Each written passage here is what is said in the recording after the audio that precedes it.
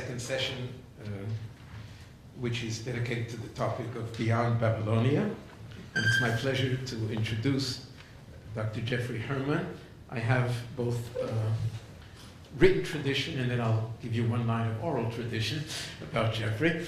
Jeffrey, this is the written tradition I was handed down, is currently a senior researcher at the Question of Identity group of the Mandel Scholion Research Center of the Humanities at the Hebrew University. I've shortened the title, it goes on for a few lines.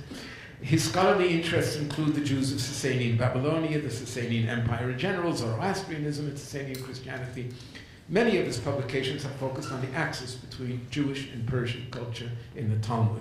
He received his doctorate at the Hebrew University in 2006, and he has lectured at Cornell, the Jewish Theological Seminary, and he was also a research fellow at universities of Geneva, Harvard, and at Bochum, the Rural University of Bochum. That's Torah Shebichtav.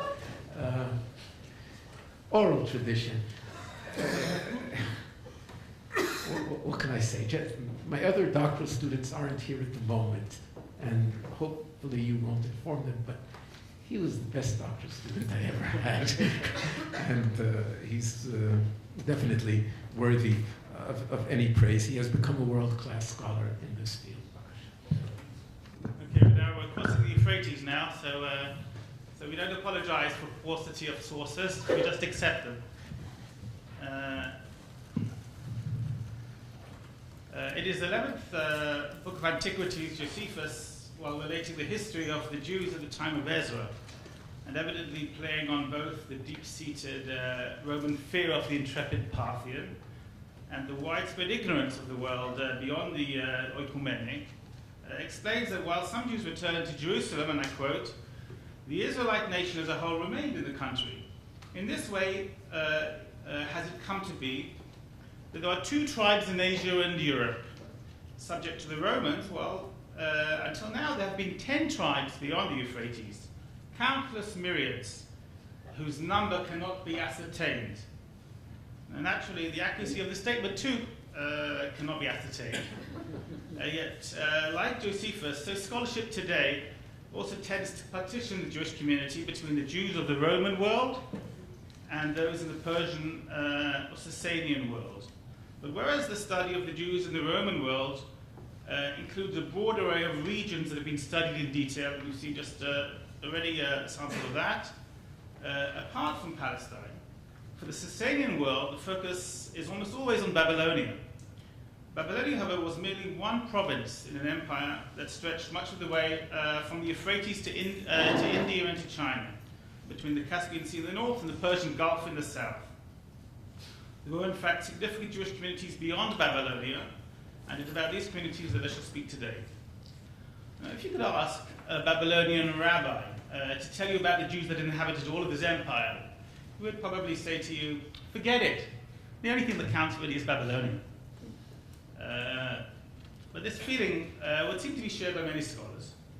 Thus we find that the main reference books on the Jewish settlement in the East, Yeshuvei HaYehudim Bavel B'Tkufat HaTalmud by Ben Zion Eshel, published in 79, and Babylonian Judaism in the Talmudic period, published 4 years later by Aaron Oppenheimer in collaboration with Benjamin Isaac and Michael Ecker, while extremely valuable resources would appear to subsume all other places in the Sasanian Empire under Babylonia, with a big B, instead of treating each province separately. The Babylonian rabbis indeed didn't hold these other communities in high regard, and they were quick to denigrate the Jews of the surrounding communities, offering them, by way of medical metaphor, a taxonomy that sums up their impression. It is already recorded in the Yerushalmi. Babylonia is healthy. Messena is dead. Media is sick, and Elam and Uvai, or more probably I would read this as Gauchai, are dying. The Babylon now takes the trouble to clarify the difference between the sick and the dying. Right? The sick, it tells us, are likely to recover. The reference here, one should have no doubt, is to the Jewish population in these regions, and the context indicates that it is related to the quality or purity of their Jewish lineage. Babylonia delineated precise boundaries of pure lineage for the Jews lying within the Sasanian Empire, judging the Jews residing outside of these borders as inferior or suspect. The Jewish inhabitants of Kashgar were deficient in observance of Jewish law, not B'nai Torah. No one in Beilapat, a metropolis in Khuzestan, was destined to enter the world to come.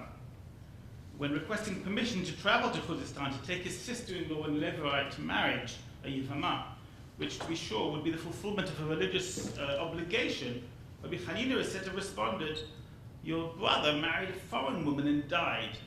Blessed be God who killed him." This Babylonian Jewish assessment of these other communities can be taken with a pinch of salt. It can also highlight the fact that there were a number of significant communities of Jews outside of Babylonia and points to a lively polemic going on between them. Once we step beyond such generalizations and examine the data on the basis of examples of references of these places, the evidence, even that found in the Bavli, is more nuanced. Before reviewing these communities, it might be useful to recall the kind of evidence we possess and the particular problems this evidence can occasionally generate. Sources are varied. We have references in classical Greek literature, Josephus, epigraphic evidence such as seals, ossuaries, incantation bowls, and other amulets. We have rabbinic literature, in particular the two Talmuds, and another source of information is references to Jews in the contemporary Christian literature. When we turn to non-contemporary sources, then there are early Islamic traditions and Geonic sources that mention the existence of Jewish communities before the onset of Islam, or describe communities in the early Islamic era that it may be assumed to have existed also beforehand. And there's a single Middle Persian work on provincial capitals of the empire that offers some information. Yet there are methodological considerations attending to many of these sources. For the post-Sasanian Arabic sources, one must ask at what point in the early post-Arabic conquest period can testimony of a significant Jewish community, for which we lack testimony before the Islamic period, be taken as an indication that such a community did indeed exist in the Sasanian period. For the Christian evidence, we have a different issue. The context for such references is often the emergence of Christian communities in these places. The non-historical nature of such sources often raises the question whether such data can be accepted at face value, not merely for the polemical claims of the sources that typically depict the conversion of the Jews, but even for the very existence of Jews in these places. The case of Georgia and Armenia are particularly fraught in this regard, but this question is also relevant for many sources that portray events in Diaspora and Albayistan. The Lexicon of Jewish Names in Late Antiquity, Part 4 on the Eastern Diaspora, prepared recently by Talilan, for instance, while an extremely valuable resource, lists numerous names that may be fictional. She is, of course, aware of this question and therefore offers two separate sets of data, a statistical analysis of the names. The separate issue is the assumption shared by many scholars that the existence of a Christian community assumes the prior existence of a Jewish one. I have not made this assumption. Another question, which has already emerged earlier today, is the question of the continual settlement in places during the period for which we lack testimony. My favorite example is Nippur. We have epigraphic evidence of Judeans there in the Achaemenid era. And then we have incantation bowls found there 1,000 years later, right? But there's no mention of Jews living there in the Talmud. Another issue involves the determination of toponyms that appear in the rabbinic sources. Whereas most of the pertinent rabbinic sources are known, not all the toponyms have been confidently identified, and nor has the examination followed a sufficiently critical examination of the textual witnesses. And there's room for progress, and the results can be significant. Early textual evidence, such as Geniza fragments and citations from the Geonim, can bring us closer to the original readings. Let's look at some examples. On your handout, you should all have a handout, by the way. If that hasn't reached you, then I made enough copies for those here.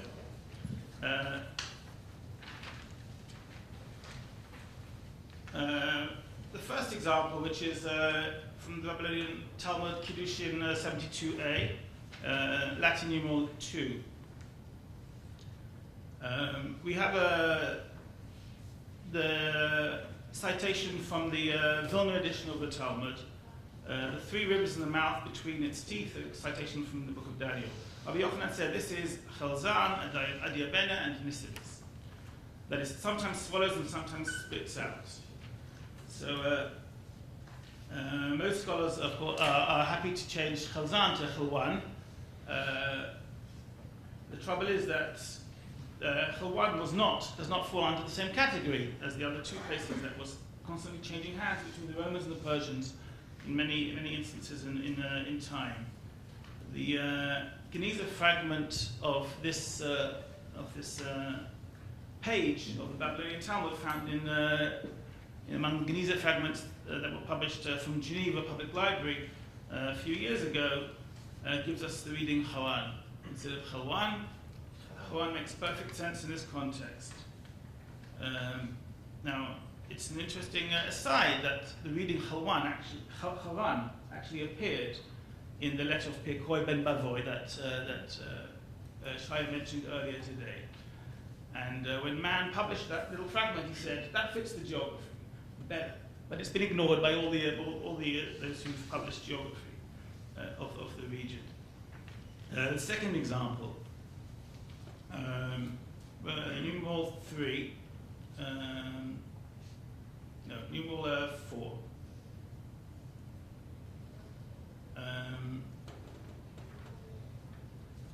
Here we have an example of setting the boundaries of Babylonian pure lineage. Babylonian Talmud provides the reading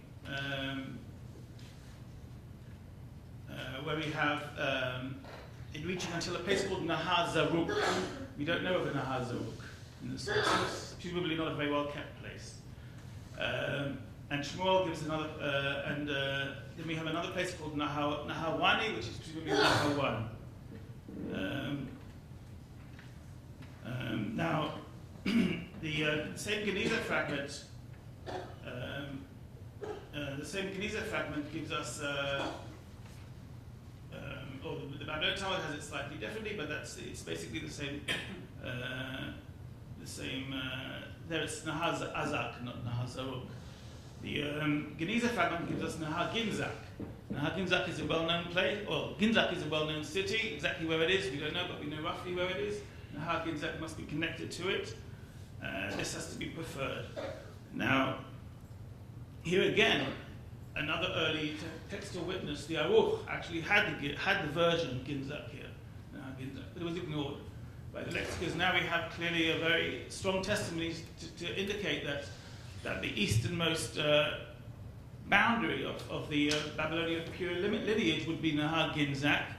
Now we just have to find it. But it's clear to us that it's to the east of Nahawan. Now, whichever way you look at it, this is very, very far to the east than the boundaries. Thank you. Than the boundaries for pure lineage that Oppenheimer suggests in his theory on this. And if that's the case, then we need to reassess exactly what these boundaries are, where they are, and the significance of these boundaries of pure lineage. The final example is a brief one at the very, very bottom of the page, where we have a statement that by the name of Rav Chilzon, again, which is Chilwan, and Nehawand are like the Golah for Yuchasim, meaning they have the level of purity of lineage that Babylonia has. Nehawand, it's very nice that it's there, but in the early manuscript it's not there. Also in the other manuscripts it's not there. Clearly some medieval resident of Nehawand wanted his hometown to be elevated, and he included it, but it's not authentic to the original text.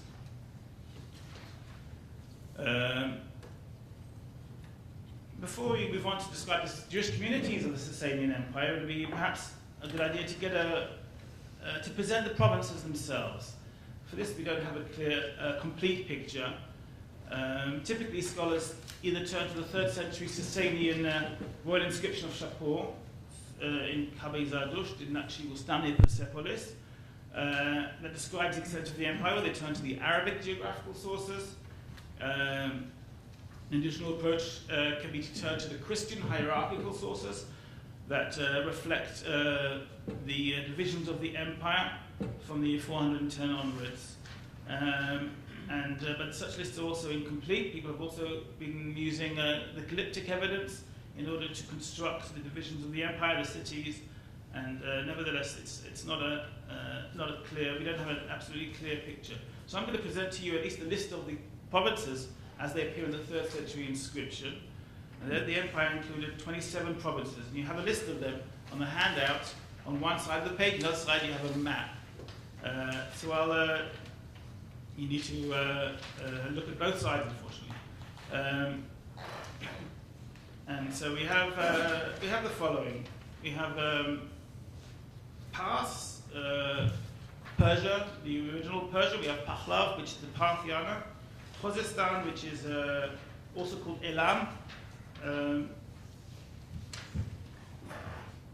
which is to the southeast of Iraq. Meshan, directly south of Iraq. Asroistan is Babylonia, it's the Sasanian term for Babylonia. Nod Adaf Shiragan, which is also known as Adiabene. Abaistan is next to it. In the north, Azerbaijan. Azerbaijan today is the same name. Armen is Armenia. Birozan is Georgia. We have some other provinces that are less central to the discussion. Sigan, Aran, Balashagan. Mad is Media, an important province. Gorgan or Hukania. One can see there Marv or Merv appears. Hare is close to Afghanistan of today. Other ones that are significant: Kermanshah today. Sagistan is Sistan, and we have a few additional ones. That's the list of what we have in the empire. Now there were other regions that fell under Sasanian rule for periods of various lengths, including the South Saudi Arabian Peninsula, Egypt, Syria, and Palestine for very brief periods in the 7th century. And I'm not going to address them. But on the whole, one can say that there is good evidence of a notable Jewish presence in 13 of these provinces. Pars, Pahlav, Khuzestan, Meshan, Asoistan, Nod Ad Shargan, Abaistan, Azerbaijan, Armen, Mad, Gorgan, Merv, and Virozan. In addition, there is sparse, ambiguous, or controversial evidence about Jews in a few other provinces. For example, Yehuda of Hind, which is India. We don't know whether he reflects a Jewish community in India, or whether because he's a convert as well, or whether he traveled to Babylonia and converted there, for example.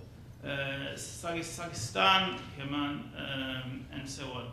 And Hare, which is Herat of today. So in what follows, I'll consider the Jewish communities in these 13 provinces. I'll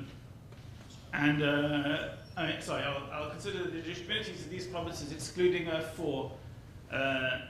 Either because I've been asked not to speak about them in the case of Babylonia, or they'll be dealt with by others, as in Adiabene and Abaistan, which I expect Sergei to speak about in a minute, or the Arabian Peninsula, which will be dealt with by others too. So the more notable provinces with the more notable Jewish presence include the ones close to Babylonia: Elam, Media, and Messene, and so the others that I'll review include Pars, Pahlav, Azerbaijan, Armen, Gorgan, and Merv. In Khuzestan,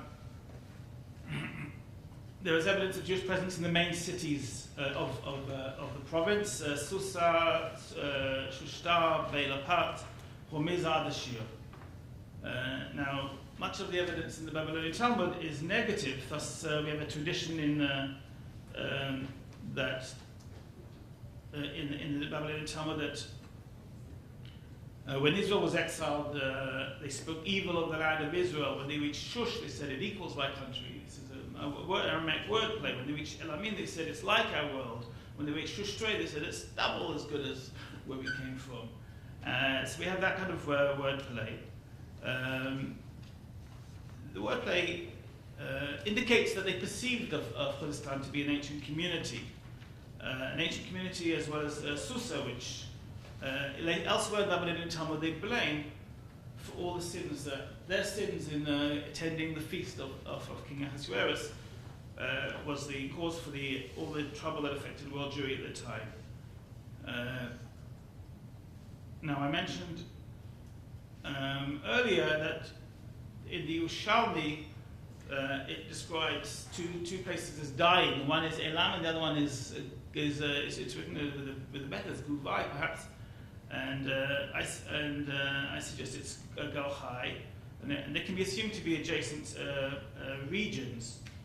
Now the reason why it's probably Galchai is that this is the explicit reading in a Gaonic responsum, and it's also the explicit reading in the Yerushalmi Yevamot, a citation of this source where it's Galchaya. And this region is found in contemporary Manichaean sources that describe the journey of Mani in the late 3rd century. Galchai stretched down the east coast of the Dahawan Canal to Elam, and so it would appear to be relevant here. Another example of the importance of the contemporary sources taking seriously the manuscript evidence of the earliest sources available. From the perspective of Babylonia, Elam is inferior in Torah. They explain a verse from the Song of Songs. We have a little sister who has no breasts, as referring to Elam, who has been privileged to study but not to teach, meaning it has produced students but not teachers. And yet there are a number of rabbis from Khuzestan. Rav Goroka Hosea, Rav Chaya Afrobi Zadashir, Yonatan Rabbani, the brother or father of Tachlifa of Bechazai. We have a number of scholars who come from there. Clearly there is a rabbinic presence there. We also hear of other connections with the rabbinic center in Babylonia. Rav Dimi Bar Isaac travels there and inquires in kashrut laws in order to instruct them when he gets there. And there are business dealings between Babylonia and Khuzestan. Media. The Jewish presence in Media is ancient. The Jewish exile, we have the Jewish exile by the Assyrians, and the northern exile is described in the Book of Kings. In the Second Temple period, we also have sources that mention Jews, including Josephus, and apocryphal sources that talk of the Jews in a number of places. And in the Talmudic literature also mentions Media as a place where there are Jews, where they send the messages of the new moon, and so on. And the rabbis who are known from this area, but fewer than Bechazai. We have Nahum Hamadi, if that means for Media, and others too. Now, the Babylon sees this community as ancient. It also associates the Jewish communities, presumably of its own day, also living in these places as with the biblical evidence. Going back to the sheet, if you look at source 3, the Latin numerals, it's citing a verse from Kings. Zarei Madai is a Hamadan v'Chavotea. That's where Ayal's ancestors can be found. And some say it's Nahawand and its daughter communities. And then it asks, what are these daughter communities?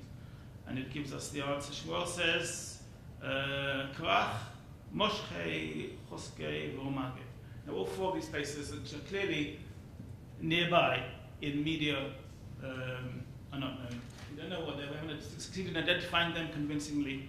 And so there could be work to be done. Clearly these are places where there are Jewish communities in this period that are thought of as being ancient, but we don't know where they are. They've not been identified. Now there's a lot of information on the Jews of Media from the post-Sasanian Arabic sources. Arabic writers such as Al-Muqaddasi write the Jewish population as particularly high in Jibal, in Media, in places like Hamadan, Hulwan, Nehwan, Kiman Shah, and so on. So there, the impression is that after the Arab conquest, there is a large Jewish presence in this region, in those early centuries. And the question has to be, can we think of a reason why Jews might have moved there or migrated there in this period, or do we assume that that reflects an earlier situation as well? From Michael Lecker's article, I have the evidence of a Jewish captive girl in Nehawand immediately after the conquest. Isfahan is regarded as a separate province in the Sasanian era and contained an ancient Jewish community with a quarter called Al Yehudiya. The reference to the Jewish community there appears in a number of independent post-Sasanian sources, one in Pahlavi, the Shahristani Iran Shah, which attributes the foundation of the Jewish community there to the period of Yazgir I, who reigned until 420 CE, and his Jewish wife Shishim Dur. We have other works that speak of the Jewish community there, and also of persecution of the Jewish community there during the Sasanian era. And Jews also figure prominently in immediate post-Sasanian episodes. We have Abu Isa al-Isfahani in the reign of Abdul Malik, who led a messianic revolt. That's according to Kikasani, or Shahristani dates it a century later. Let's go on to Messene. This is to the immediate south of Babylonia, and it possessed an ancient and presumably significant Jewish community in a number of different locations. We have a rabbi from there, Mount Meshal, who's mentioned in the sources, and from Nippur we have incantation bowls. That's also in the Messenian side of the border. The Babylonians judged them as genealogically deceased. It is difficult to gauge precisely why they condemned this community. Yakir Paz has written a paper on this subject to be published soon, and it's been helpful to me. He points out Messene's negative reputation in Jewish sources, and that was shared by other communities such as the Christians. Closer to Babylonia was Kashgar, which is also a region of Messene, that we see had Jews and also interacted with the rabbis. Something interesting can be noticed about Kashgar. An early rabbinic tradition has the Jews of Kashgar send questions and receive answers from Babylonian rabbis. The Talmud's subsequent discussion in analyzing these answers determines that they are all stricter than the law requires. It reasons that they receive these answers because the Jews of Kashgar are not learned in the Torah. They're not B'nai Torah. For the Babylonians, it would seem it made more sense to denigrate the Jews of Kashgar than to fathom divergence in the halachic opinion among the Babylonian rabbis. And now to the less central regions. There's something, we know of little information of the Jews of Pars, but we can assume there was a community there. Parthiana contains Zurai, mentioned already in the book of Tobit, as well as some other possible epigraphic evidence. From Armenia, we have a diverse record of Jewish settlement. Apart from the 3rd century, Rabbi Yaakov Almania, who appears at the Yerushalmi Talmud, there are Christian traditions of an extensive Jewish population, but the reliability is questionable. Nevertheless, the city of Devin is said to have contained a Jewish population upon its conquest by the Muslims, according to the 9th century Persian historian Baladori. Evidence of Jews in Merv is supported by epigraphic evidence, inscriptions from the 1st to 3rd centuries, and Hebrew-Osirian inscriptions that date from the 6th century. A Babylonian rabbi, Shmuel Bar Bisna, visits Margua. This is probably the Greek name for the province, Margiana. Yet the halachic context of the story seems to suggest a place of non-Jews.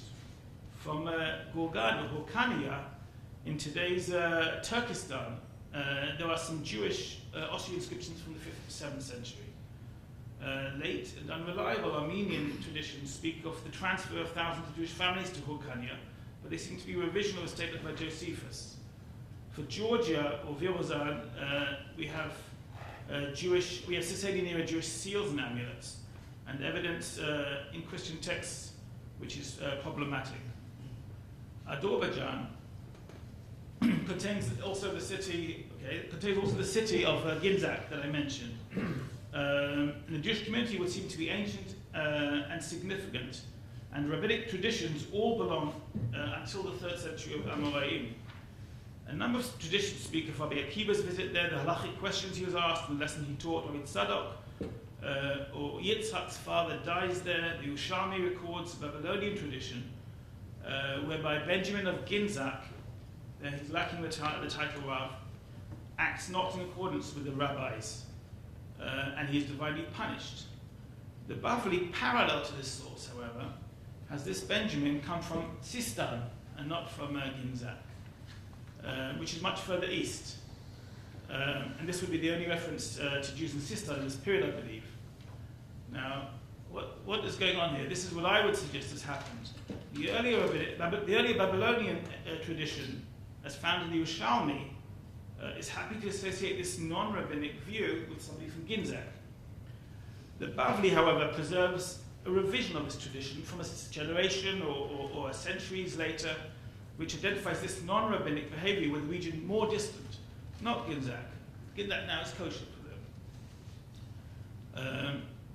In light of this, one should recall the boundary of pure lineage set in Nahar Ginzak, as I mentioned earlier. Evidently, we have a far more flexible understanding of the boundaries of pure lineage that's been assumed by some scholars. So here are my conclusions. What can be said and what needs to be done. Firstly, there's a significant Jewish population spread throughout many of the other provinces of the Sasanian Empire, apart from Babylonia, especially Media, Khuzestan, and Messenia, and also beyond. And clearly we don't have enough data to truly characterize most of these communities. New findings pertaining to these communities are slow in coming, and the number of epigraphical artifacts remains very small.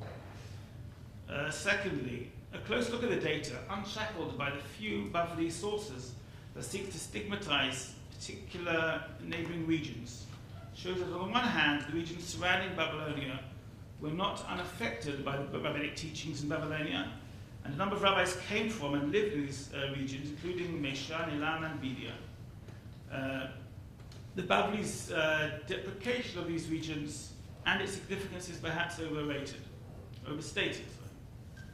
There would also appear to be some nuance in the relations between Babylonia and these other communities that we need to be sensitive to, and the two examples that I've referred to are Kashgar and Ginzak. A Stamayitic revision in the case of Kashgar would suggest a change in the relationship towards that place. Ginzak is judged more favorably in a later source, I suggest.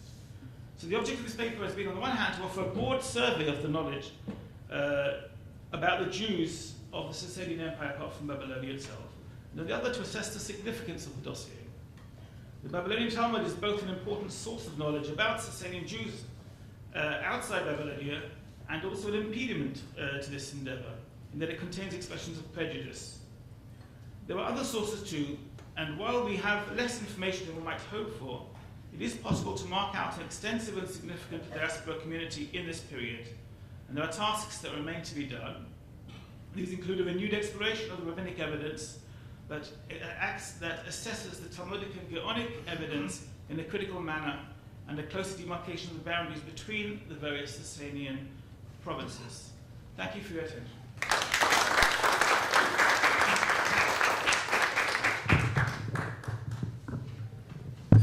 Thank you, Jeffrey, for convincing me that there's yet another chapter missing in my book on the Jews of Babylonia. Are there questions, comments? Please.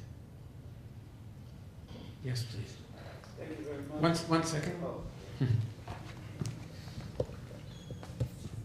Thank you very much for your talk.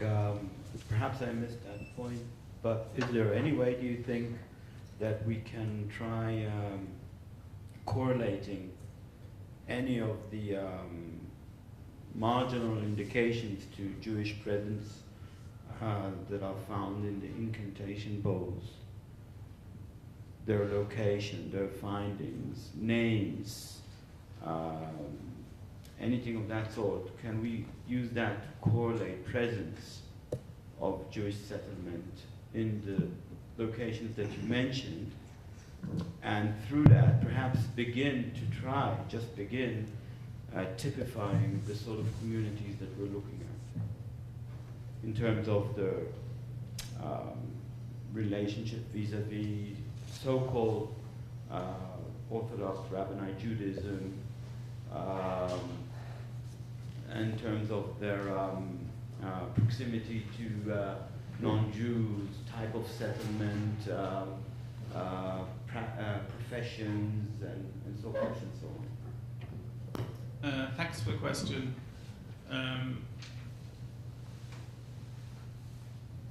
If we could, the results would not affect the Jewish presence beyond Babylonia very much.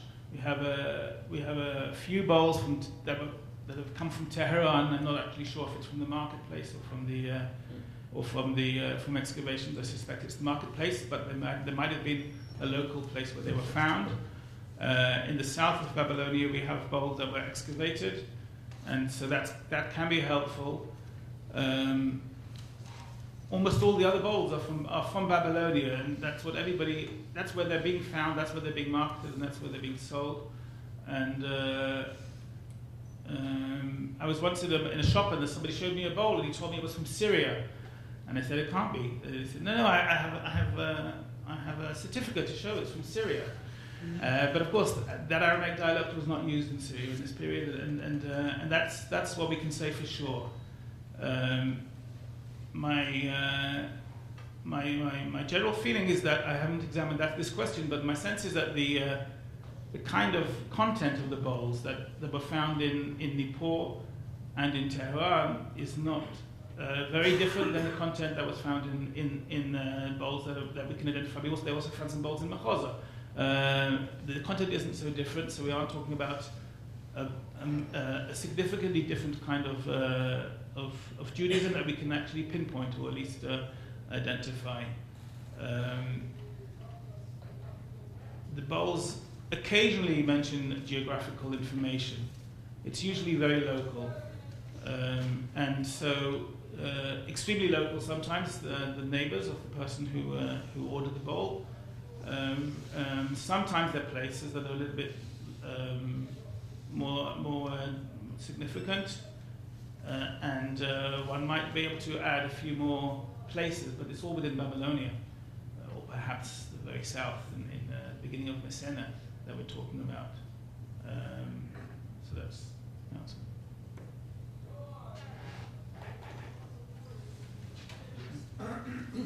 Thank you very much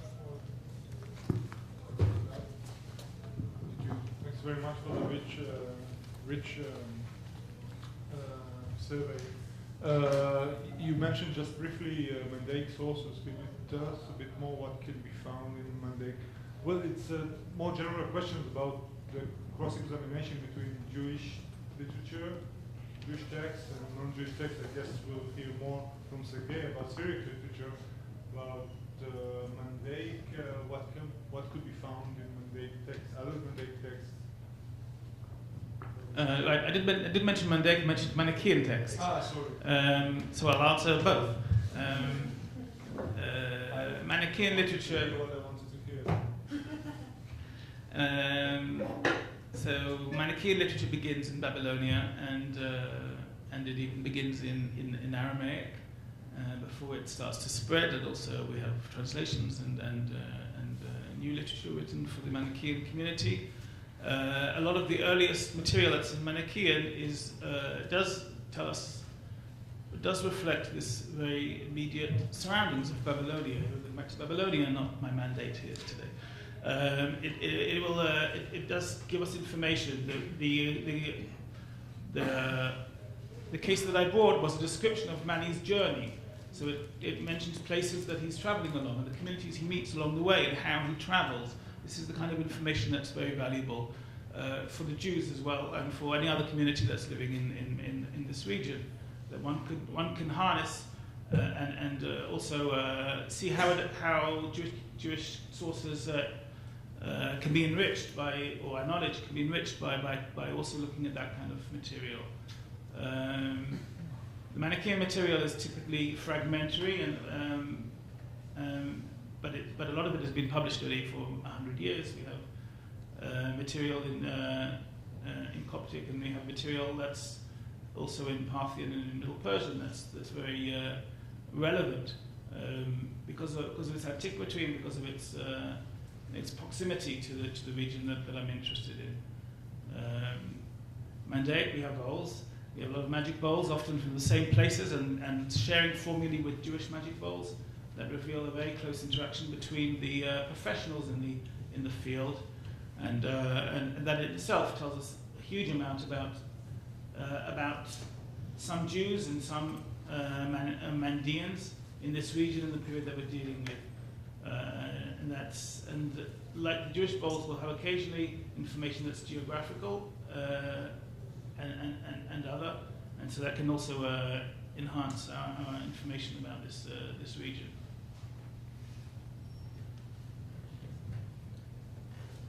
Do we have a geographical knowledge about what happened east to the Sasanian Empire? I mean, do we have a geographical knowledge about region, but not about Jewish settlements there?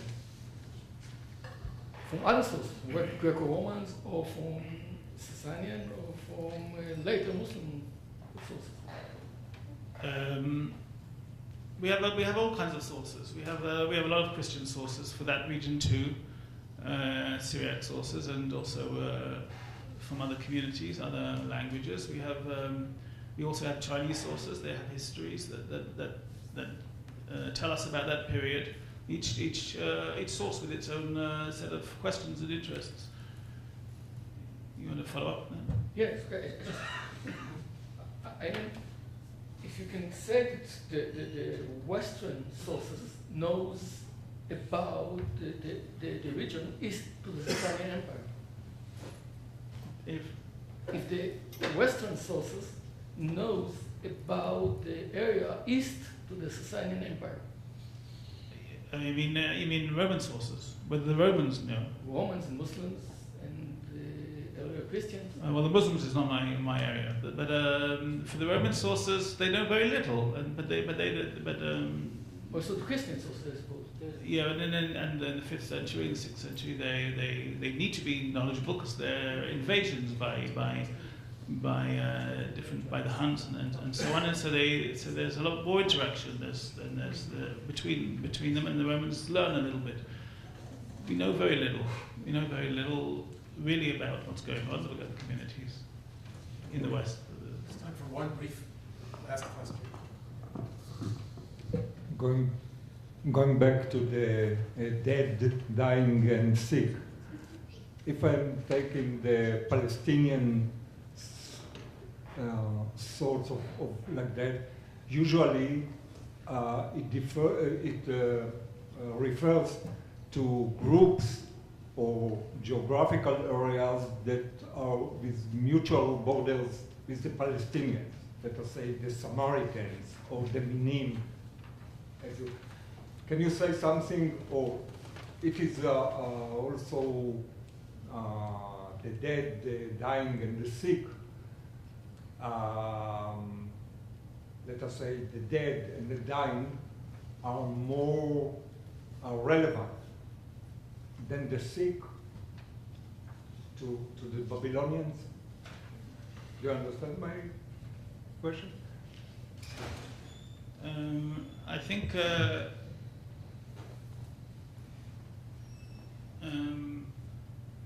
no, I don't understand the question. Even in the, let us say, Amei Haaretz of Ezra and Nehemiah, and later on the Samaritans and the changes in the attitude towards them, and the Minim and so on. They are usually groups that are really on the very near to the Palestinian Jewry.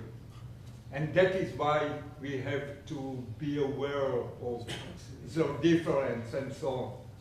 So I take it to the Babylonian picture. Now you follow me? It's the question, not with the answer. You want to understand if in Palestine it's a social distinction, and here we're talking about a geographical one. If there is also a social, it could be geographical. It not must be geographical.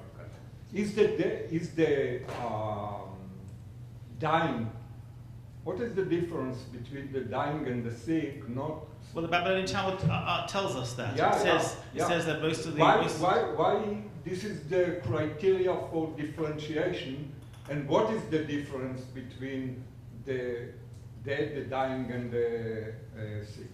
We have the Babylonian Talmud's explanation but the question is, what does one do with this knowledge? One explanation says, Meshan isn't dead. It's just that the priests there, they didn't marry. They didn't marry according to the law. It's only the priests. The rest, it's okay. Maybe they are dead because they are the nearer. Because they are very near to. They are on the other side of the border. They are the more dangerous. So we have to be more worried about connection with them, intermarriage and so on. Yes, that could be a way of reading it.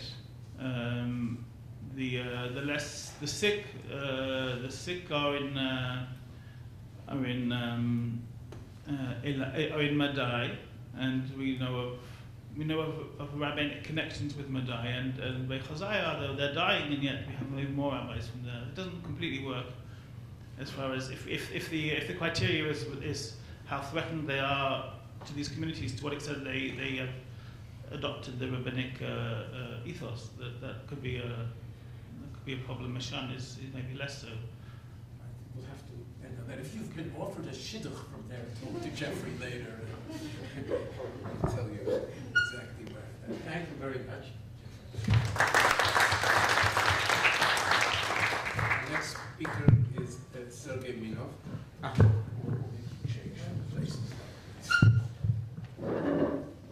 As they're changing places, I can tell you how flattered I am that I'm surrounded on both sides by former students. It's very, very encouraging. Sergei Minov received his doctorate in 2013 from the Hebrew University. He completed his thesis entitled Syriac Christian Identity in Late Sasanian Mesopotamia, the Cave of Treasures, in context in the Department of Comparative Religion. He has a long-term digital project entitled The Comprehensive Bibliography on Syriac Christianity, which is an online collection of bibliographical data on all topics relating to the history and culture of Syria-speaking Christians, something worth using. At present, he's a research fellow at Oxford. I'm not sure what they meant here when they gave this to me. He's a member of the Cult of Saints. I think they meant the project of the Cult of Saints. So just to clear that up. Right. His research interests include the history and culture of Syriac Christianity in late antiquity and the early Middle Ages, Jewish-Christian relations, and so on. Thank you, Professor Gafni. I'm very honored to be introduced not only by one of the best teachers I had at the Hebrew University, but also one of the first Israeli scholars who studied to use Syriac material for comparative research into the Babylonian Talmud. Yes, and that's somebody remembers. Of course, it's article in Tabitz. Thank you. And Iyad, thank you very much for this opportunity to share my research with Israeli scholars, friends, and colleagues. And so, let me start. The long history of Jewish presence in Mesopotamia spans more than 2,500 years. Unfortunately, as far as the period of late antiquity is concerned, our knowledge of Jewish diaspora in this region is considerably limited, due to the fact that the only significant body of literary and archaeological material produced by Jews comes from the southern part of this region, where the Babylonian Talmud was produced. In a striking contrast to that, not genuine literary sources written by Jews come from the northern part of Mesopotamia, where such major centers of Jewish life as the cities of Edessa and Nisibis were located. This limitation forces scholars to make the most of the various non-Jewish sources that might throw some light on the history and culture of Jewish communities in this region. Among such sources, one of the most important by far is the considerable corpus of literature produced by the Syriac-speaking Christians during late antiquity. In my presentation, I will offer an overview of this rich material, focusing mostly, but not exclusively, on hagiographical works, and try to demonstrate how this body of evidence bears witness to various aspects of Jewish life in the Mesopotamian diaspora. And in distinction to some previous presenters, I will organize my material not geographically but rather topically, and I will concentrate on three major areas where Syriac sources bear witness to Jewish life in my region, namely on conflict, cooperation, and conversion. From quite an early period of their history, the Christians of Mesopotamia, like in many other places, found themselves at odds with the local Jews. It is not surprising then that the most common type of evidence regarding Jews in Syriac sources is related to situations of conflict or rivalry between the two religious traditions. To understand the role played by Jewish communities in the social and political life of the northern Mesopotamia during late antiquity and their relation to Christians, one should take into account that Jews were a natural ally of Persians in their perpetual struggle with the Roman Empire for control over the Near East. The earliest evidence of Jewish military support of Iranians against Romans comes from the pre-Sasanian times, when in the year 116 the Jews of northern Mesopotamia took arms in order to prevent Roman conquest of the region. Sporadic testimonies on the Jews siding with Persians are found in Syriac sources from the 6th and 7th centuries. Thus, the author of the Chronicles of Pseudo-Joshua the Steward reports the story of the massacre of the Jews in the Roman citadel de Mausla, or Constantina, who were caught in the act of collaboration with the Persians during the city's unsuccessful siege by the troops of Kawad I in 503. A century later, during the Persian campaign of Heraclius in the 3rd decade of the 7th century, we have an account of the Jews of Edessa fighting against the emperor's brother Theodoric, together with the city's Persian garrison. Such actions of the Jews might be regarded, I believe, in the context of the Sasanian politics of supporting dissident, especially non-Christian minorities in the frontier zone, whom the Persians saw as possible allies against the Romans. A good illustration of this policy is found in the story about the visiting of Haran by the king Khosrow I in the year 540, when he returned the prisoners of war from the city without taking any ransom, because most of them are not Christians, but are of the old faith, that is, pagans. Slightly earlier, in the years 529, 530, the Samaritans of Palestine rebelled against the Roman rule, while hoping for the military support of the Persians. The case of South Arabia during the first decades of the 6th century, however, provides the most prominent example of strategic cooperation between the Sasanians and the Jewish communities of the Roman-Persian frontier. As Glenn Bauer has convincingly demonstrated, the Jewish rulers of Himyar saw themselves and were regarded by Romans as the allies of Persia. Moreover, Bauer suggests that the process of transformation of the ruling dynasty of Himyar into Jews itself took place under the direct aegis of the Sasanians, who needed a counterbalance to the pro-Roman Christian kingdom of Aksum in Ethiopia. Given the respectability of Judaism as an ancient and well-established religion and the close political ties between the Jewish community and the Persians, it is no wonder that the Jews of the Roman-Persian frontier zone were assertive in their relations with Christians and did not hesitate to lobby their interests before the Sasanian authorities. Thus, some hagiographical compositions from the corpus dealing with Persian martyrs speak about the Jewish part in the great persecution of the Persian Christians that was instigated by the king Shapur II. During the middle of the 4th century. The most important evidence of that sort is found in the martyrdom of Shimon bar Sabai and history of Shimon bar Sabai, two Syriac versions of the acts of the bishop of Seleucid Ctesiphon Shimon. He was executed in the year 341 or 344 on the order of Shapur for his refusal to comply with the Shah's initiative to raise a double tax from the Christian community. In both narratives describing Shimon's martyrdom, we find the blame put on the Jews for conspiring against Christians and accusing Shimon before the king and the queen in being in cahoots with the Roman emperor. One might be tempted to dismiss this report as an attempt by the Christian hagiographers to placate the Jews and to shift the blame for Shimon's death to them. Yet, two considerations might prevent us from doing that. First of all, it is remarkable that no similar accusations against the Jews are found in the whole corpus of the Acts of Persian martyrs. The only exception is the Acts of Tarbo, Shimon's sister, who, like her brother, was accused by the Jews before the queen, but that basically belongs to the same story. Accordingly, it doesn't make particular sense to speak about the image of the Jews as instigators of anti-Christian persecutions in Persia as a hagiographical topos. Moreover, we know from other sources from this period that the accusation of collaborating with Romans was a popular strategy in the interfactional rivalry within the Sasanian society. For instance, we know that Narsai, the famous 5th century Syriac poet, who emigrated from the Roman Edessa to the Persian Nisibis after the closure of the school of the Persians, was accused by his Christian rivals of disloyalty to the Sasanian authorities and espionage for the Romans. In light of these considerations, the behavior of the Jews in the story of Shimon's martyrdom ceases to strike us as improbable. Another scenario of the conflict between Jews and Christians is presented in the life of Mar Yereth the Alexandrian, a 6th or 7th century hagiographical composition from northern Mesopotamia. Here, we are told the story how the Jews of Nisibis tried and failed to denounce the local Christians before the Persian governor. It goes like that. The main hero of the composition, Mar Yereth, arrives at Nisibis during a particularly volatile moment, as the local Christians find themselves in dire straits. Their former leader, Bishop Jacob, has just passed away. At this moment, when the Christian community lacks a leader capable of representing them before the Persian administration, some local Jews attempt to scheme against their Christian neighbors. They turn to the city's military commander, Marzaban, defame the Christians, and persuade him to summon them for a test of their faith in the miraculous power of Jesus' name. Persuaded by the arguments of the Jews, Marzaban orders the leaders of the city's Christian community to come before him and to prove the validity of their faith in Jesus, threatening otherwise to launch an anti-Christian persecution. This threat throws the Christians into distress and confusion.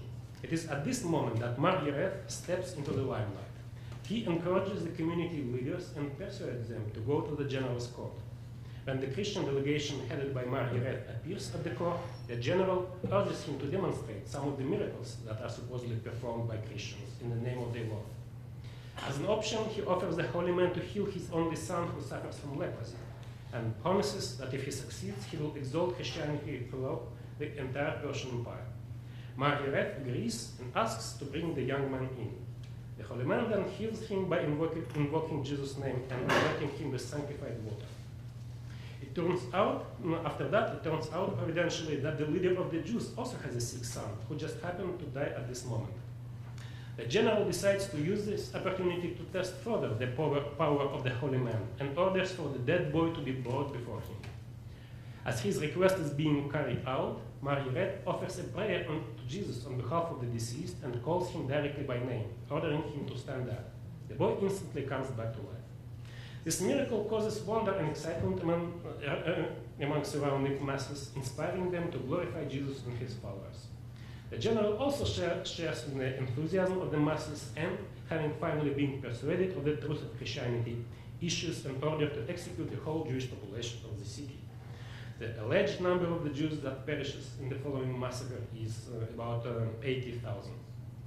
Furthermore, fulfilling his promise and concluding this account, the general changes his attitude toward Christianity, holding it in high regard and becoming a patron of the Christians. When we compare this depiction of the conflict between Jews and Christians with that of Shimon bar Savaya, its fictional character becomes immediately obvious. One can see a number of hagiographical topics employed by the Christian author. These include the miracles of healing from leprosy and resurrecting a dead child. Needless to say, the number of the Jews that perished can hardly be taken as probable. Nevertheless, some aspects of this story of the Jewish-Christian encounter in the city of Nisibis might give us sufficient reason to suggest that the narrative woven by the author has more to it than merely literary conventions and rhetorical strategies. Indeed, taken cautiously, it might provide some genuine information on Sasanian Mesopotamia. The earliest unambiguous evidence of Jewish-Christian interaction in Nisibis seems to come from the 6th century.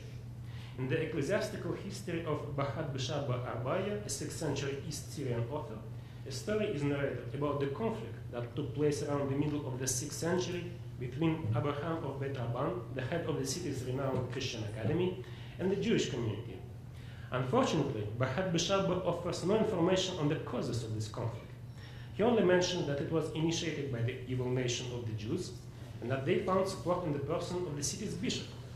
Apparently, at the core of the conflict were activities of the Christian school and not the Christian community as such, since the Jewish party succeeded in persuading the local Persian authorities to close the institution. However, this success was short-lived, as Abraham managed to lobby his interest at the higher level of the royal court at Ctesiphon and to re-establish the academy.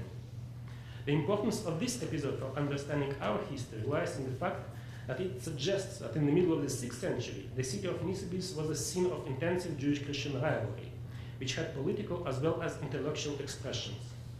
Similarly to the events described in the life of Mar Yaref, both conflicting parties tried to lobby their interests before the Persian administration. One might accordingly wonder whether our story is a faint and distorted echo of the conflict between Abraham of Bet Aban and the Jewish community. Finally, moving from Sasanian Empire into the part of the northern Mesopotamia controlled by Romans, I would like to mention briefly one more scenario of conflict between Jews and Christians, one that takes place in the context of a rural community and is initiated by Christians.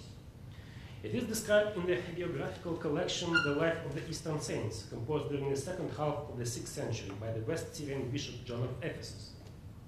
Among other lives of the prominent holy men who were active in the northern Mesopotamia during the 6th century, John tells the story of a certain monk Sergius, who pursued ascetic way of life in the vicinity of the village Kalesh, in the district of the city of Amida. At some point, he decides to leave the area in order to commit himself completely to the solitary life. Yet, before doing that, Sergius wants to set the village life in proper order. And the first step undertaken by the anchorite in that direction was to organize an attack against the Jewish population of the village. The story relates that, I quote, there were many Jews in that village, and they went about with great freedom, end of quote. The holy man is disturbed by this behavior, and he's eagerly engaging in polemic with the Jews, as well as trying to dissuade the local Christians from doing business with them. Not satisfied with these efforts, he gathers a band of about 20 disciples, and they burn their great synagogue house with their books and their trumpets and all their furniture. The Jews send a delegation with complaint to the ecclesiastical authorities in the city of Amida. However, with the delegation on its way, Sergius and his supporters hastily built a small martyrium shrine on the place of the burned synagogue. Upon their return, the Jews discover that the situation cannot be reversed and, in an act of revenge, burn the huts in which Sergius and his disciples have been living. While Sergius rebuilds the huts, the Jews begin to build a new synagogue. Having waited for this synagogue to be almost completed, Sergius again intervenes and dismantles it. Soon after that, he retires into a complete seclusion. Hoping that he finally left them alone, the Jews rebuild the synagogue once more. Yet, the monk steps in again and sends his disciples to burn it. The end of story. This remarkable narrative has several important implications for the history of Jews in the late antique Near East. Thus, Fergus Miller has recently used it in order to complicate the picture of a split Jewish diaspora proposed by Aryeh Drey and Doron Mendels. Due to the limitations of time, I'm not going to address this question. Instead, I would like to stress the prominent role of monk as an active agent of anti-Judaism in Mesopotamia, documented by this story. The behavior of Sergius resonates well with the fictional descriptions of the anti-Jewish violence perpetrated by militant monks, found in the 5th century Syriac romance of Julian and in the 6th century life of Bar Salma. Our story demonstrates that it is a local holy man who takes on himself the initiative of disrupting the existing social order, characterized by the peaceful modus vivendi between the Jewish community and its Christian neighbors, existing under the aegis of the ecclesiastical see of Amida. This observation brings me to another important aspect of Jewish life in the late antique Near East that I wanted to address today, namely that of coexistence and cooperation between the Jews and their Christian neighbors. The prominence of anti-Jewish rhetoric in Syriac sources, as well as many stories about conflicts and tensions between Jews and Christians, can easily distort our perception of the complex social reality of these religious communities in the northern Mesopotamia into a black and white picture of a zero-sum game, in which the winning of one group are offset by the losses of another. However, as the story of Sergius clearly demonstrates, even in the context of the Christian Empire, the Jews and Christians could share the same social space to their mutual benefit. And it is only as a result of the conscious and persistent efforts of a fanatical zealot that this status quo would be disrupted. Syriac sources provide us with some additional examples of the integration of the Jews into the life of Mesopotamian society. The Syriac author of the already mentioned chronicle ascribed to Joshua the Stylite In his account of the famine that struck the city of Edessa in the year 500, relates, among other things, a story about how the Bishop Eusebius, seeing that the members of the local guild of bakers were unable to produce enough bread due to the influx of hunger-stricken villagers into the city, suspended their monopoly and permitted to everyone who wishes to bake their own bread and to sell it in the marketplace. In addition to that, the historian reports that Eusebius released wheat from the store to some Jewish women who came to him and they made bread for the market. Another example of the Jewish-Christian coexistence appears in the Syriac translation of the lost Greek version of the Acts of the Second Council of Ephesus, which took place in August of the year 449. The second session of this council was dealing with the case of Sophronius, the bishop of Tel, who was accused of practicing various kinds of divinatory magic. Among the charges brought against Sophronius, one which is of particular interest for us, involved inappropriate and reckless behavior of his son, Habib, that resulted in casualties among the Christians of the city. According to the council's records, Habib befriended a local Jew named Hezekiah, introduced him into the bishop's house, and ate there with him after the fashion of the Jews. Moreover, the young man went so far in his friendship with the Jew that he brought him into the local church dedicated to the apostles when a service was going on there. Enraged by such insolent behavior, the clergy and laicks were chasing after them. Habib and his Jewish friend have managed to escape the lynching mob by seeking refuge in the headquarters of Florus, the military governor of the province of Osroene. Characterized by the acts as impious and pagan, the general unleashed his soldiers on the city. The order was restored in a brutal manner, with more than 100 of people being killed, some of them while seeking asylum in a church.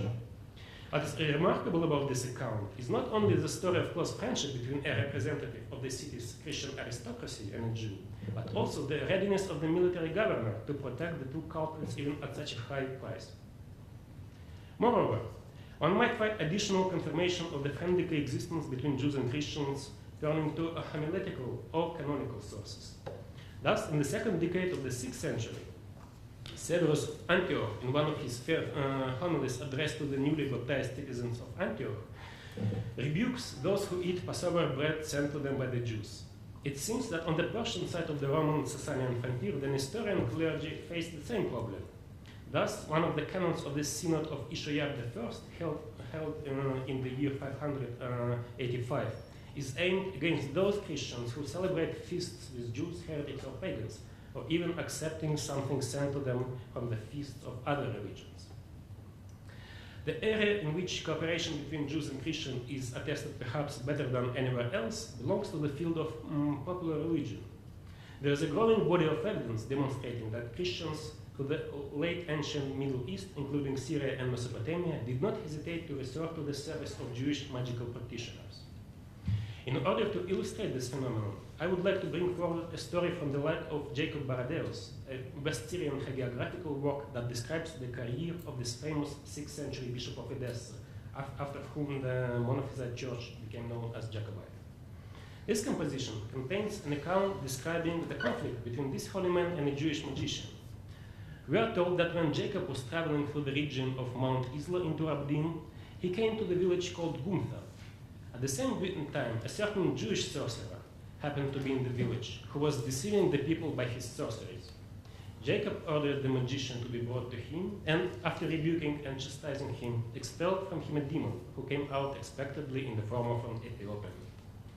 Needless to say, this account is highly stereotypical, as one immediately recognizes in it a number of well-known hagiographical motifs, such as the inevitable triumph of a Christian holy man over magician, or the Ethiopian appearance of the demon. However, its basic premise, namely the figure of a Jewish occult practitioner offering his services to the supposedly Christian villagers, might reflect more than the well-established in the ancient world stereotype about the close link between Jews and magic.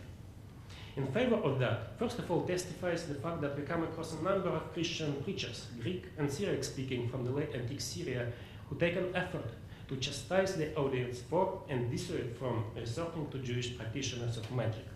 John Chrysostom, from the late 1st century, is perhaps the most known case of such rhetoric.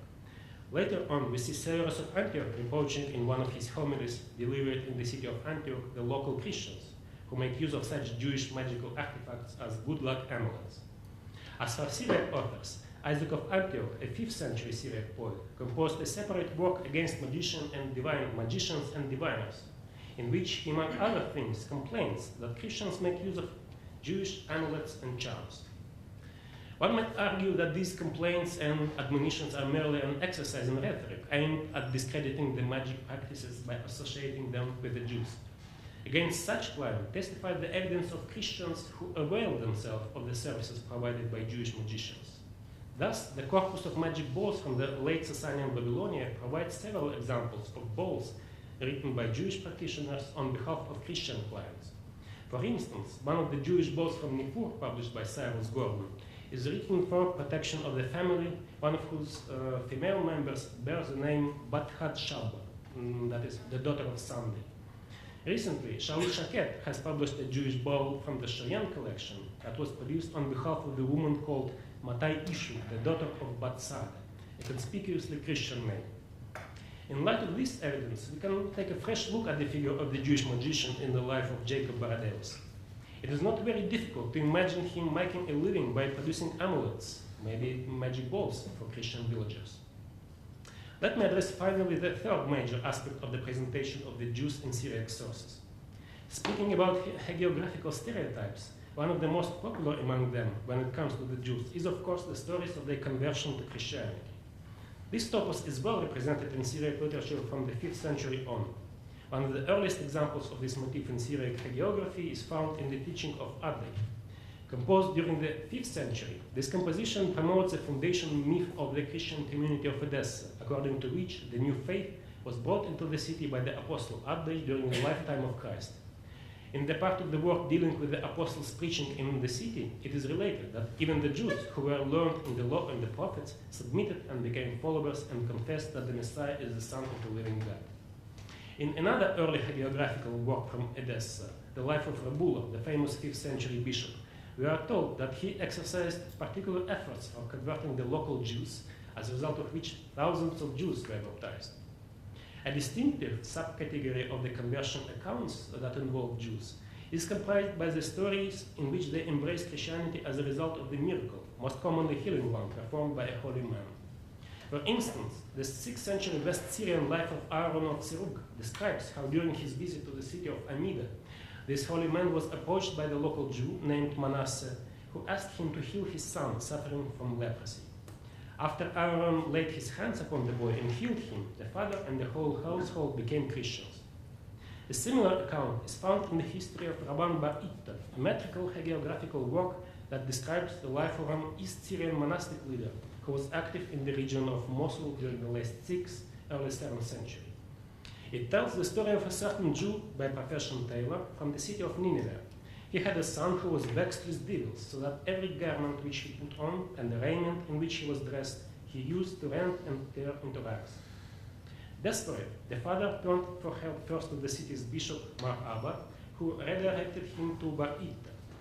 When he brought his son to the holy man, the Rabban sealed him with the sign of the cross, and the demon left his body.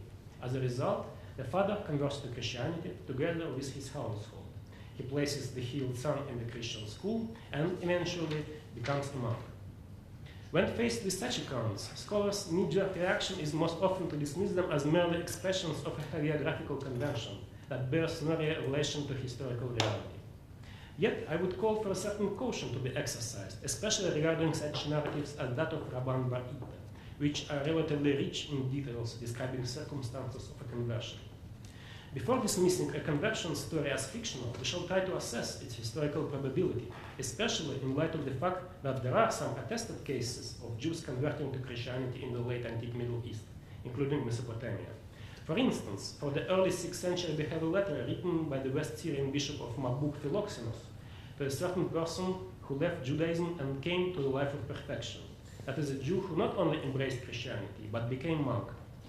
Another striking example of a Jew choosing monastic life after conversion is reported by John Rufus, a 5th century Ante-Chalcedonian historian and bishop of Mayuma. In the life of his master, Peter the Iberian, John Rufus tells the story of the conversion of the Jewish girl Eugenia of Tyre by this holy man. In light of this evidence, the choice of the monastic career by the Jew from the history of Rabban Bar Itta ceases to strike us as an improbable life choice. Continuing the subject of the Jews converting to Christianity, I would like to touch briefly upon the most extensive description of this kind in Syriac sources from late antiquity, namely the martyrdom of Abd al-Masih. This composition tells the story of Asher, the youngest son of the rich Jewish landowner and community leader named Levi, from the town of Sinjar, located about 150 kilometers west of Mosul. Entrusted with the task of looking after his father's cattle, alongside other Christian and pagan shepherds, the young boy converts to Christianity as a result of peer pressure, allowing his Christian friends to baptize him, and assumes the new name, meaning the slave of Christ. When his father discovers that, he gets so enraged that he murders the boy. Although he tries to conceal the crime, after a series of miracles, Levi and the whole his household converted to Christianity as well. According to the narrative, the martyrdom of Abd al-Masih took place in the last decade of the 4th century, in the year 390. It is very difficult to assess historical veracity of this account. On the one hand, it has almost no details that might allow us to root it in its suggested social and cultural context. This task is made even more difficult due to the scarcity of the original Iranian sources that might throw some light on whether and how the laws of apostasy and the criminal law of the Sasanian Empire were applied in the context of non-Zoroastrian communities. Yet, in light of the well-attested phenomenon of the Sasanian authorities punishing the native Iranians for leaving their ancestral religion, namely Zoroastrianism, the violent reaction of Asher's father to the conversion of his son might not be as extreme as we tend to think. In that context, it is also worthwhile to recall the extreme violence that characterized the conflict between the Jews and Christians in South Arabia during the 6th century, when forced conversion to Judaism or death was the only choice left by the former or the latter. I would like to conclude my presentation with a caveat about limitations of Syriac sources that should be taken into consideration by scholars of Jewish history. As one can see from the examples that I have brought forward, most of the information provided on Jews by Syriac sources is understandably related to a very narrow aspect of their life and culture, namely the connection, be that positive or negative, to Christians. It is only on rare occasions that Syriac authors provide us with information that transcends the immediate concerns. To give several examples only from the works I have been dealing with, for instance, on some occasions we get glimpses of the Jewish onomastic practices. It is noteworthy that Hesychius, in the account of Sophronius of Tella, and Kundesh, the name of the resurrected Jewish boy in the life of Margaret, are bearing distinctively non-Jewish names, the former Greek one and the later Iranian. The teaching of Adi, for example, tells us that Jews of Edessa were involved in the silk trade. The martyrdom of Abd al-Masih reports that after his conversion, the young man pierces his ear and puts an earring, and it is apparently this non-Jewish custom that gives his father a reason to suspect him in committing apostasy. This passage that Hillary was the reason to this. Some more cases of this kind could be harvested from Syriac literature and added to this. Unfortunately, the number and scope are very limited and will hardly allow us to join the dots and to reconstruct with a satisfactory degree of accuracy how the life and culture of the Jews of northern Mesopotamia during late antiquity looked like. Thank you for the attention.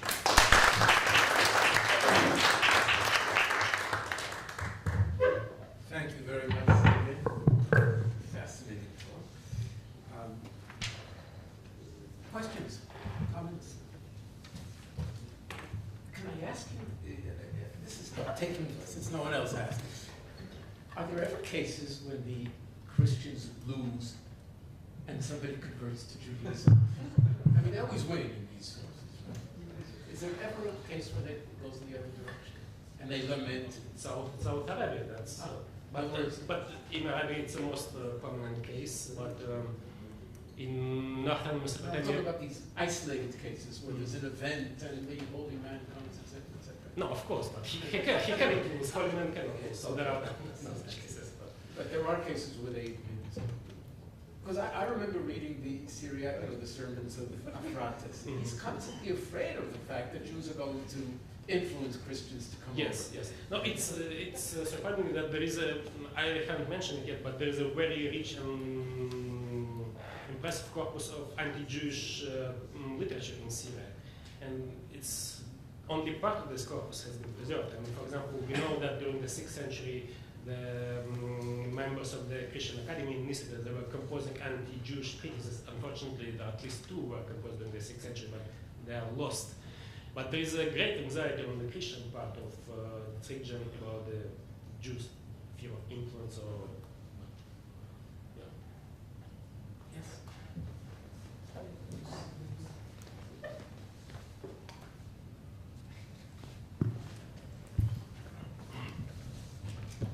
Sergei, the last story about this child and father, I think sort of comes full circle around, because I think you have put the dot on the earliest version of a story which we found in Gregory of Tours and John the Monk in the 9th century.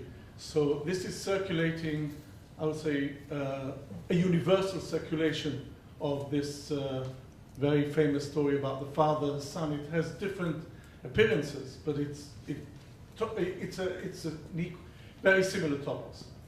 yes, of course you are right, Oded, thank you, but it's a huge question when we start to call a recurring motif a topos, how many attestations we need for... You found the antecedent. Yes.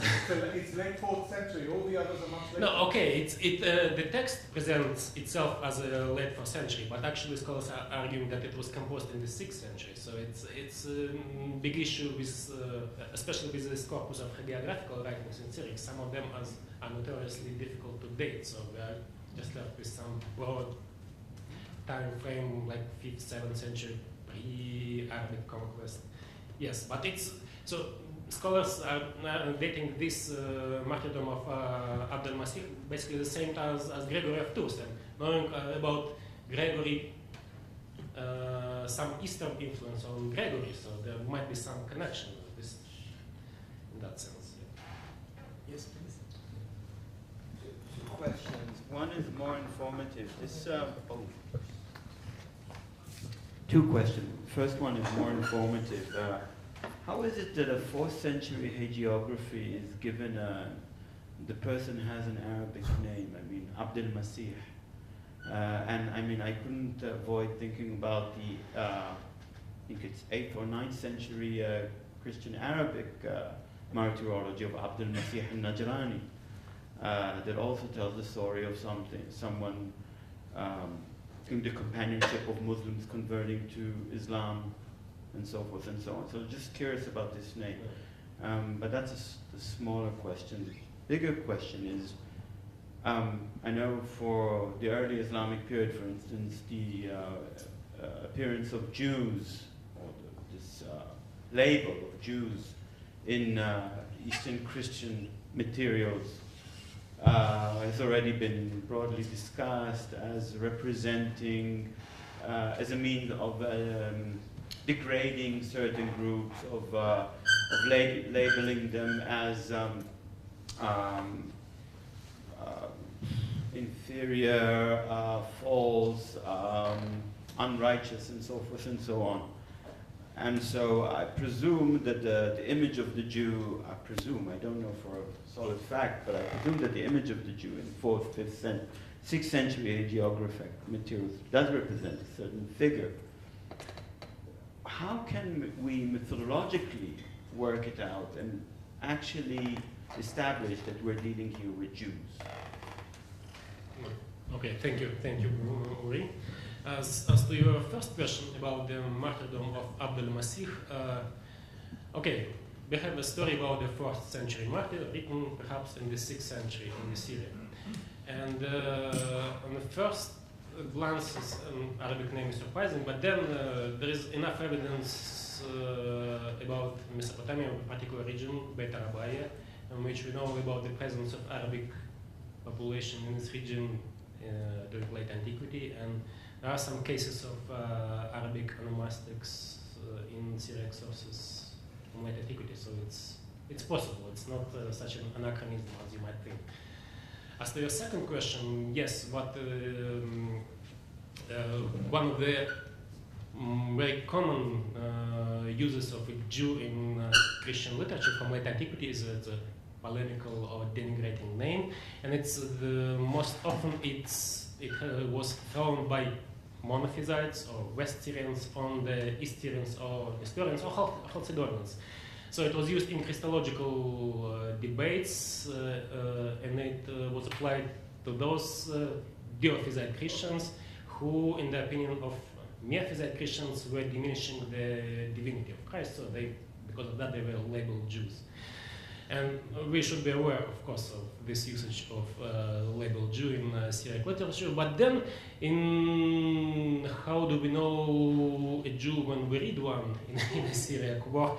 Because I would presume if a particular hagiographical work doesn't exhibit any Christological agenda, so why would we consider appearance of a Jew there as a nickname for an opponent in that sense? So that's my... It's not necessarily for degrading another group, but actually appearing as a topos for the other existing in the text. And the achievement of this particular holy man vis-a-vis that other is so great that he managed to expel 80,000 or kill them. I don't remember the exact detail. But the achievement is so great, particularly since they were Jews. The Jews embodying, representing such a demonic image. And the achievement of the holy man over these Jews magnifies it. So as a literary insertion in order to magnify the achievement, for instance, not necessarily as a polemical means. Yeah, but of course, but still we have to think why this particular author chose this label for dealing with otherness. Because, for example, in the case of polemical use of the name Jew in Christological discussions, it wasn't just completely out of blue, because there were Christians, Monophysites, who were polemicizing against the Diophysites. They saw it as a connection. There was like Jews are denying the divinity of Christ, and you are denying. So they saw some sort of connection. But when in the hagiographical sources we came again, we see a holy man like defeating or proving himself in different contexts against different kind of others. So we have to answer the question why in this particular holy man, in this particular region, why he has to defeat a Jew, when in another hagiographical text he has to defeat pagans or Zoroastrians. So there should be some internal logic of the text that reflects somehow its circumstances. Yeah. Time for one more. Can I follow up? If no one else is going to jump in, I just wanted to follow up on that because I've been thinking about this with regard to some of the other hagiographic literature, particularly the more extensive accounts of saints who run around destroying synagogues.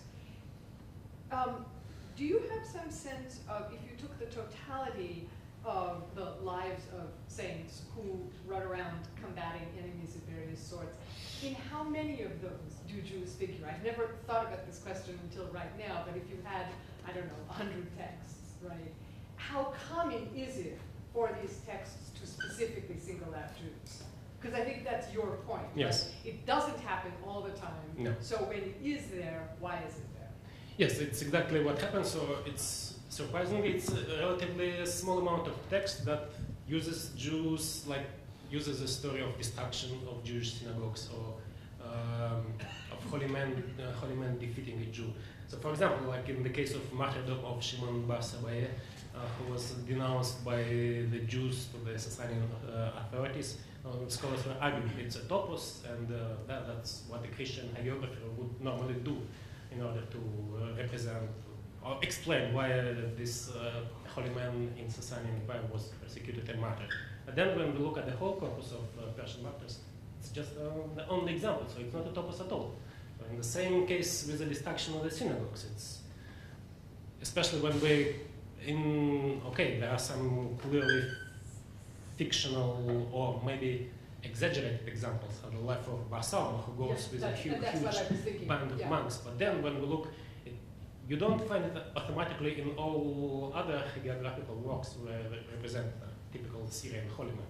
So it's a relatively small amount of text, and that's what prevents me from, Yeah, no, thank you. That's very helpful.